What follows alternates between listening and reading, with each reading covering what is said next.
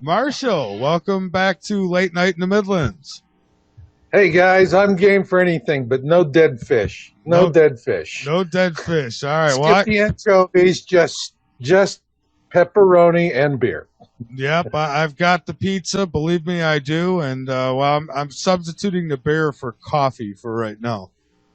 Oh boy, been a long day, huh? Yeah, not really. I'm actually in a good mood. The trolls cheer me up. You know, when they attack, I love it. It just makes me feel good. But Marshall, welcome back, and I know you've got some information you want to share, and we're looking forward to learning. So, by all means.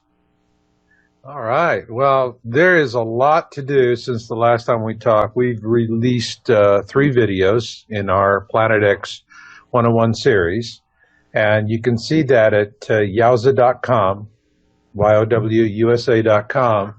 And we have the ones we've brought up are Deep Impact, Nibiru Nearing, and Pole Shift.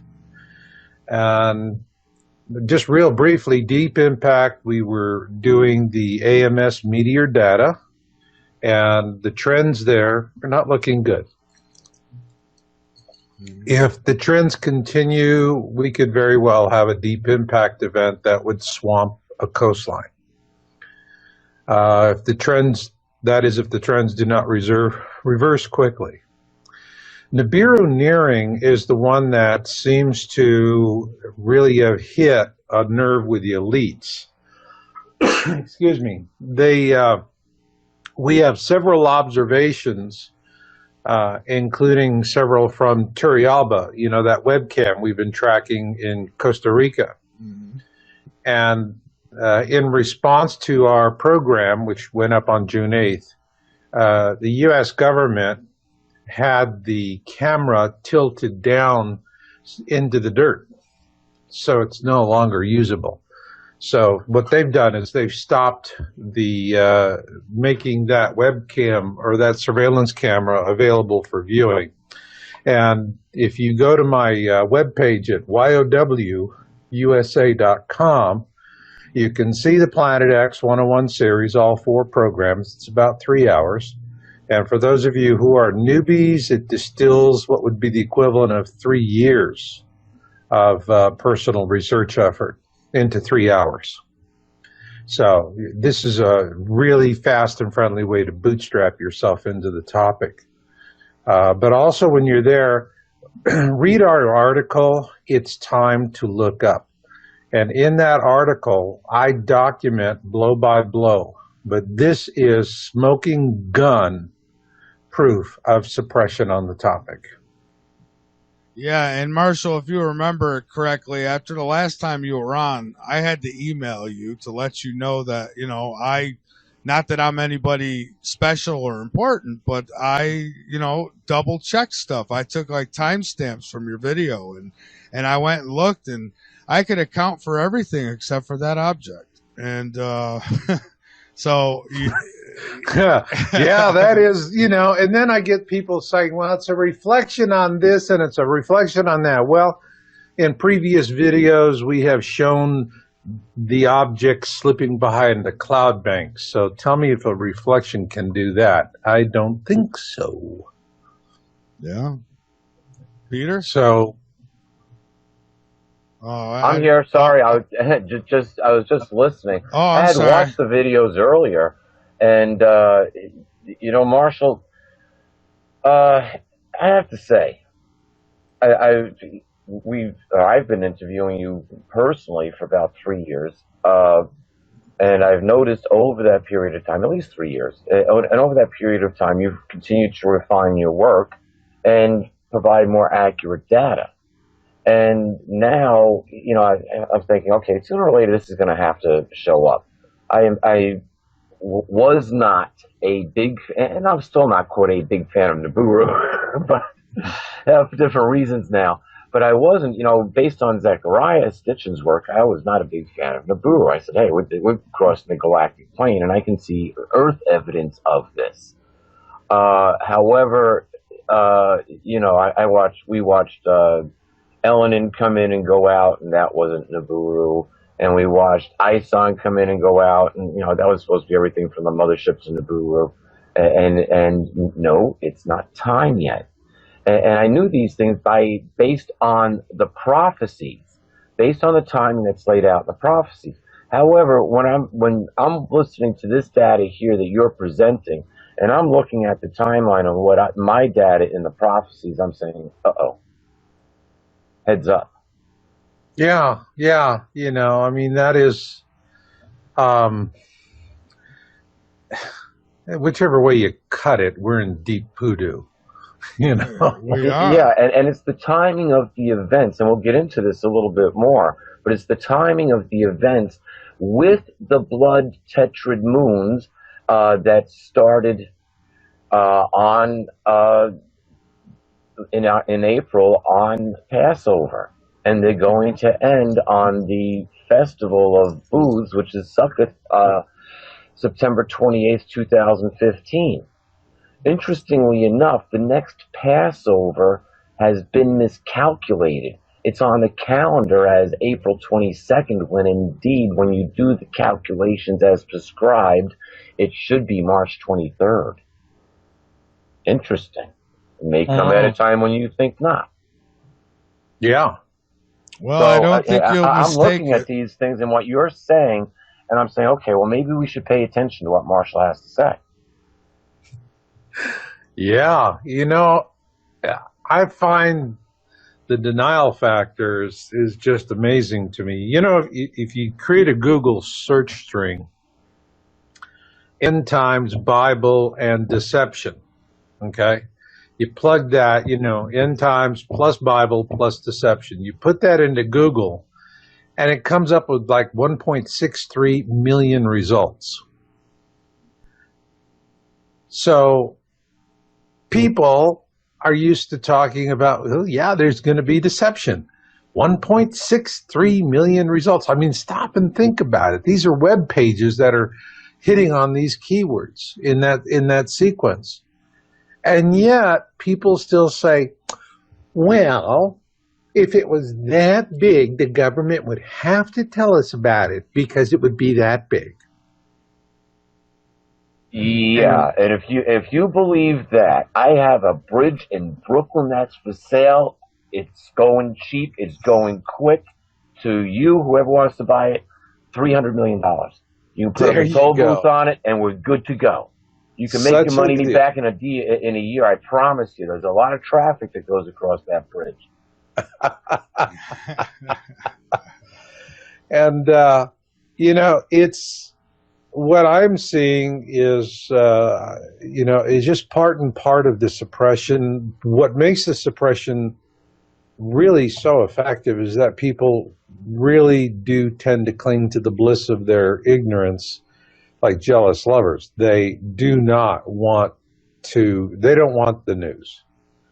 But there's a growing minority of them that do, and that are waking up to it. And so that for me was the key issue here to creating the Planet X 101 series, which is about 3 hours of video and capped off with Pole Shift, which gets into a look at, what would the celestial mechanics be in terms of the causality of a pole shift. And after you've watched this for 3 hours, you're going to see a lot of hard evidence. You're going to see a lot of observations. You're going to see a lot of science. You're also going to see other things. You're going to see prophecy, predictions. It pulls all of the interest angles in there. But at the end of it, if you've gone through the whole 4 episodes in the series, which takes about 3 hours, you'll have consolidated 3 years of personal research. And at that point, you're going to have a really strong mastery of the topic. And the reason why I'm doing that for the newbies is I really want them to jumpstart and to be able to get into it, because they do not have the benefit of time that people have had in the past to contemplate all of this. They really need to get rocking and rolling much faster. And so for that reason, I've got myself working on a dual track where I need to work with the newbies, which is why I do this series, but my greater emphasis right now is to begin helping people who are going to who've already committed to surviving this. Let me ask you. Get through it. Oh, I'm sorry, Marshall. No, you could finish up. Oh, that was it. Oh, okay. Let me ask you. I'd like for you to one more time go over why it's not a lens flare. And I'm not questioning you. I'm just saying for those who keep trying to, point out and say, oh, it's a lens flare. Can you explain that just a little bit? Yeah, because lens flare, sundog, these have become knee-jerk denial rejections. Yeah, I think you have to look at the video, really, and look at the pictures the evidence that Marshall presents, or the videos, actually. Right. A picture's worth 1,000 words. Yeah. It is. And, the thing of it that I find a little frustrating is people who say this, or people who, I say, well, have you followed my work? Have you watched my videos? Have you seen everything we've presented? And, it's no. But it's a sundog. But you haven't looked at my work. No, it's a sundog. And you're not going to look at my work. No, I'm not going to waste my time looking at your work. And I mean, it's this, you can lead a horse to water, but you can't make him drink. But, when we started looking at this, of course that's going to happen. Now, I've been in this game since 1999. That's when I wrote my first articles in this field. And it was in about 2003 that I started seeing a real heavy disinformation effort by the operatives being planted with these sundog cell phone pictures. And this was in the days when you had the early camera phones that had, like 1 to 2 megapixel cameras. 2 megapixels was woo. And these cameras had really primitive circuitry compared to what we have now. And so all they had to do was just take it, name it at the sun, and shake it back and forth. And they could get it to do all kinds of stupid things and create halos and reflections and sundogs. And Marshall, I just want to say one thing here. What you're pointing out here is extremely important. At one time, I had my own photography business, and I used Hasselblad and Rolleiflex. There was a reason. There's a reason why I used those cameras. Rolleiflex. Good Lord, man, you had the good stuff. Yeah, and if I really wanted to expand the film, I had a Mamiya RB67, and that's I'm dealing with a piece of film which is 3 inches by almost 4 inches. And I would use ultrafine grain so I could turn around and take that picture and blow it up to a 3x4 photograph, 3 foot by 4 foot photograph, and it would look crisp and clear. So having and with the circuitry, when I love digital cameras. Big frustration with digital cameras. Now that they're getting up into the 40 megapixel range, okay, now we're talking. Yeah, but still, you're dealing with circuitry and still the camera's dealing with brain. Circuitry and batteries. And I got to be honest with you, when I've gone out on certain shoots, I still have a good old 35 millimeter Olympus, and I'll go buy film and use it because click, you got it, click. And with these digital cameras, it's click, and it just takes forever for them to image. They just don't have the speed unless you're going to go out and buy these really expensive ones. But then you run out of batteries. Then you run out of chips. I mean, the old Olympus, I just get a bag of film and maybe a couple extra batteries, and I'm good to go for a trip. And so it's getting there. But the big thing that we're really finding right now people are using for observations are smartphones. And here's what really made a huge shift in the disinformation effort, because back when the cell phones were 1 to 2 megapixels, you could get all of these aberrations. And so they just started flooding the internet with this nonsense. All right. And we were watching it. We've documented it. You can find it on our site. We were, documenting what was happening years ago. Not that anyone is ever interested in history.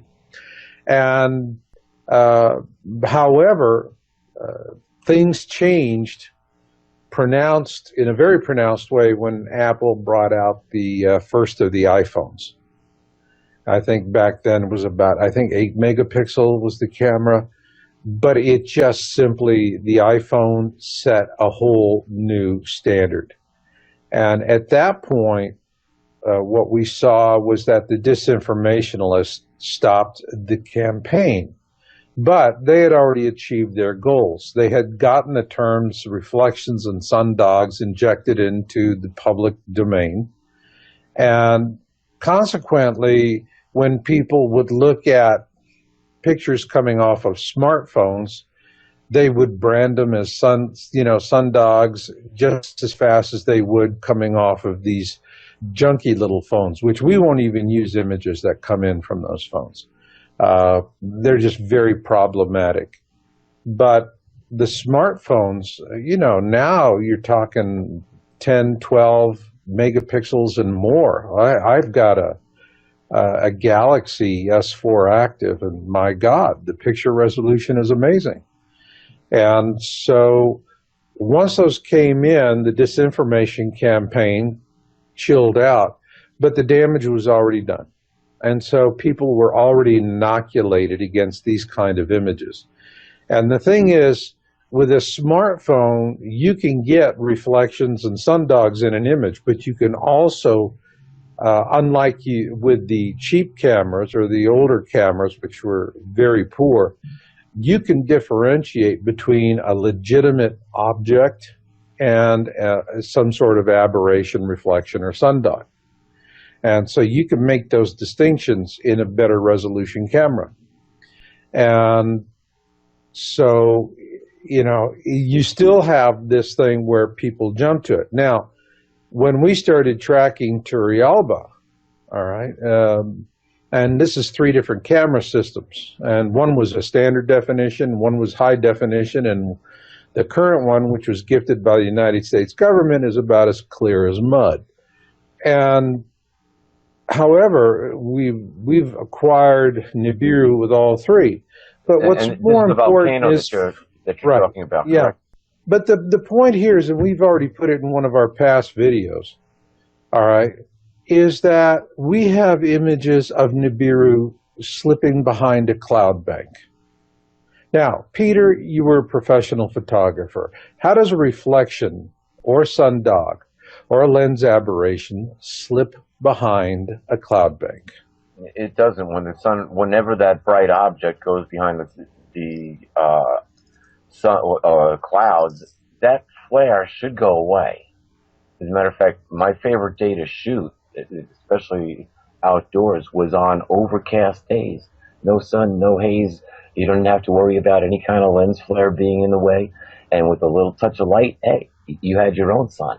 Yeah, but the point is that if you have a lens flare, all right, the lens flare is just going to stay there. It's an aberration. It'll appear in front of a cloud as all right. But if it's a natural object, it will.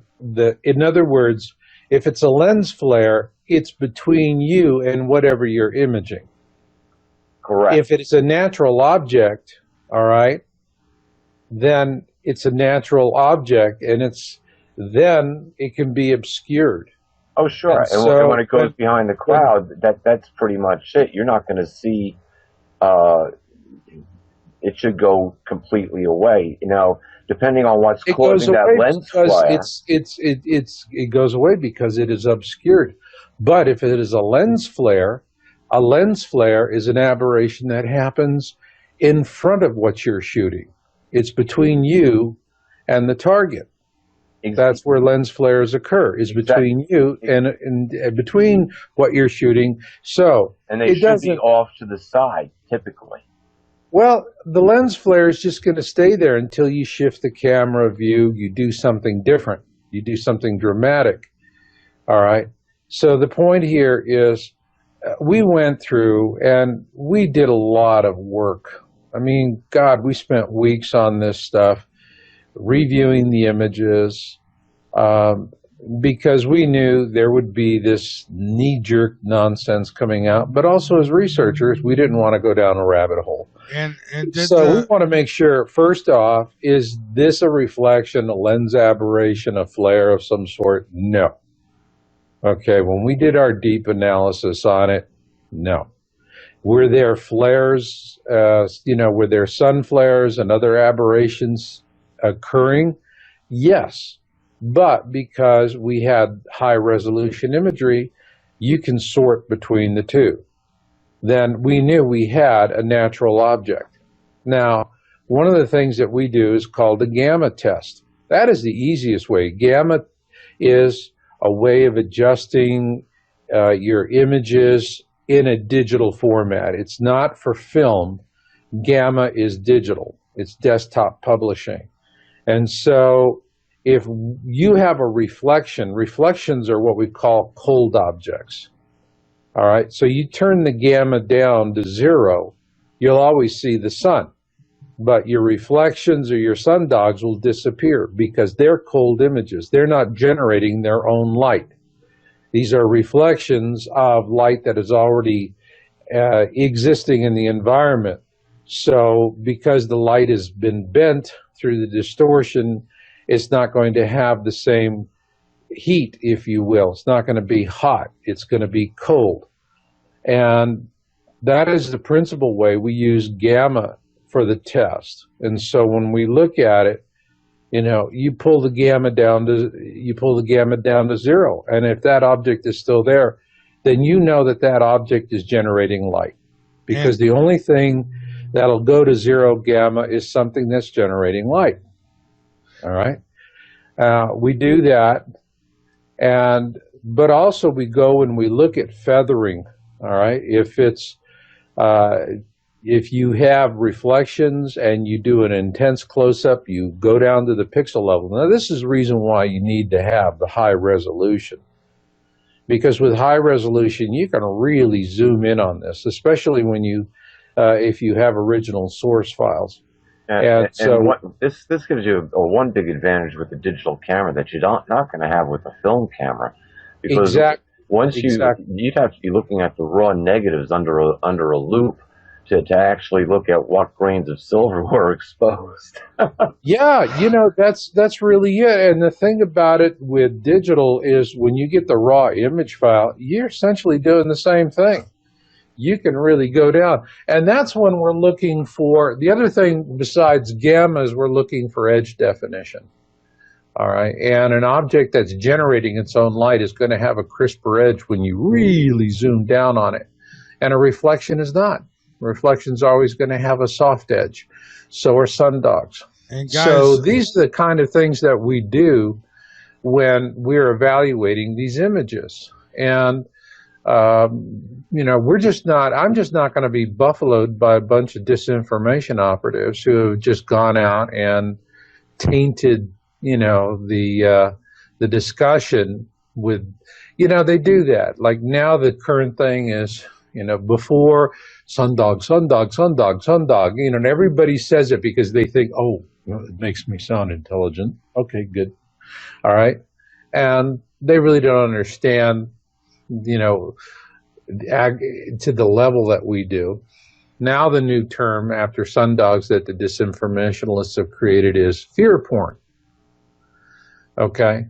And so these are code words. These become code words. This is social programming. And when you hear these code words, the immediate emotional message people get is, don't look at this. Don't look at this. Don't look at this. All right? And that's how it works. It's effective because people want it to be effective. We've got to take a break, guys. So we'll pick right back up on this. I do want to ask you this quick before the break. Didn't the clouds, they played a significant role in showing that it wasn't a lens flare too, did they not? if I remember correctly. If the object disappears behind the cloud, all right, then you know that that object is behind the cloud. And a lens flare is going to be between you and the cloud. Mm-hmm. Lens flares live directly right in front of the camera, all right? Real natural objects are wherever they are in front of the camera. And that means if that object is slipping behind a cloud bank, that means that object is in space and it is behind the cloud. And that's the reason why it slips behind the cloud bank. Yeah, your lens flare could actually, is most likely right within the lens itself. Yeah, a lot of these are, this is going to be within the lens. If you have a surveillance camera, it has a housing. The housing will have a glass that's protecting the lens. So you can get an interaction between the lens and the camera and the surveillance housing, protective filter that's in front of it. But, in the final analysis, whether it's sundogs, reflections, or whatever, it's all going to take place within an inch or two of the imaging circuitry. All right. Whatever's existing in the environment is whatever's going to be in the environment. And in the case of Turrialba, we're looking at infinity as the setting. So, we're shooting the other side of a volcano. Behind that is going to be cloud banks. Behind the cloud banks is going to be the sun and whatever objects are visible. And then, of course, once we've determined that it's a natural object, the next thing we have to do is it a cataloged object? And this is the other thing. I mean, we always hear that they go Venus, Venus, Venus, Venus, Venus, Venus, Venus. And I was able to account. Hey, you know what? Right there in what we're showing you, you have the direction, you have the time of day, you have the location. Go get Stellarium and check for yourself. Do they ever do it? No, because they like sounding intelligent by going Venus, Venus, Venus, Venus. If they would look, they would see it's not a cataloged object. All right. You already did that, right? Michael did, yes. Marshall, when we come back from the break, I want to ask you about Antarctica. All right. Okay. Peter, take us into the break while you're there. Folks, stay with us. After the break, we'll be going to Antarctica. We'll be back, everyone. It'll be a bad luck day, but I'll tell you, why do I always feel so good on Friday the 13th? That might be bad. It's a full moon besides. Oh, this is going to happen for like another 80 years or something like that. I forgot exactly what it was. But I get a kick out of it. I always like Friday the 13th. It's like, okay, let's stare destiny in the face, and especially on a full moon. But where Friday the 13th got its unlucky aura from? I don't know. It was Knights Templars. Yes, it was Friday the 13th that they started rounding up Knights Templar and officially ended the order. Or at least those who are running the order anyway. See, and Friday the 13th has never been a bad luck day for me. I've never had a Friday the 13th that I could look back on and say, oh my God, I'm not getting out of bed today. They've always been pretty good, so I don't know. I agree with you. It's like, hey, today's Friday the 13th. Cool, let's go live life. Yeah. Good night to drink and watch some scary movies, right? Speaking of which, Marshall, I've been watching Antarctica for at least 2 or 3 years. It's right on my main feed here. It's the second Newmeyer station that I've been watching. Their essential semi-live snapshot feed of the station and the horizon. And I've watched the sun rise lots of times, and I've watched the moon rise lots of times, and I've seen some things I can't explain. Now, some can be explained by, quote, lens flares. As a matter of fact, the first time I looked at something, I go, wait a minute, what in the world is going on here? What am I actually seeing? But I've seen some things which can't be explained by lens flares, and there's one that's going on now. But here's the interesting thing: you brought up the volcano, where they swapped out the camera, and the image turned to garbage.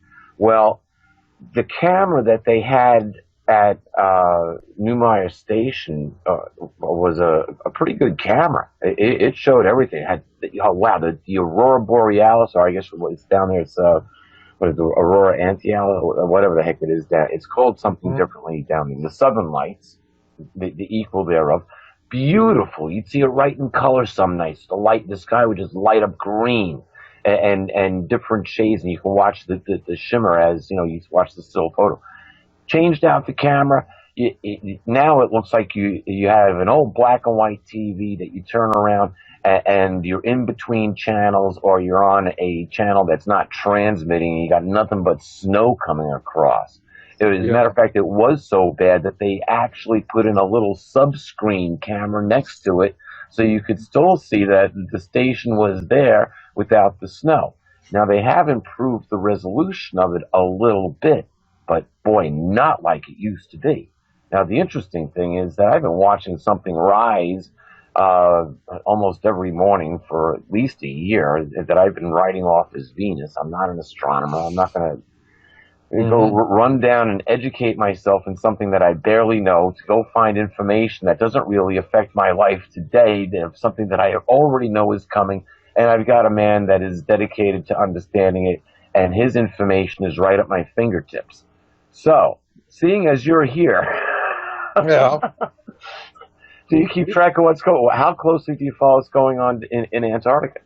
I'm always getting stuff, coming across the transom on that. And oftentimes we find it is a cataloged object. And so you don't get anything. In terms of the resolution being changed, I mean, that's obvious.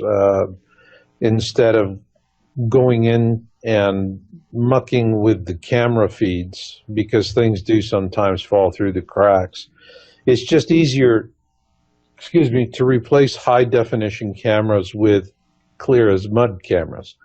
I mean, I think literally they had to go and get some of the original cameras that were used to film the Kennedy-Nixon debate.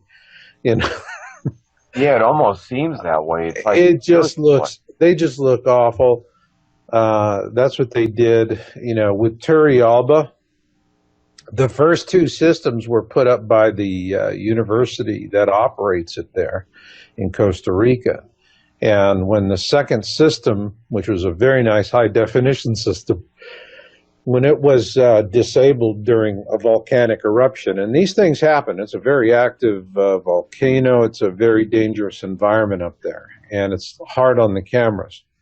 The thing about Turrialba that's very different from other volcano cams and surveillance cameras or webcams is that 99% of the other volcano cams are all pointed out to the east, because that's either they're pointed directly to the east or they're pointed right down into the mouth of the volcano.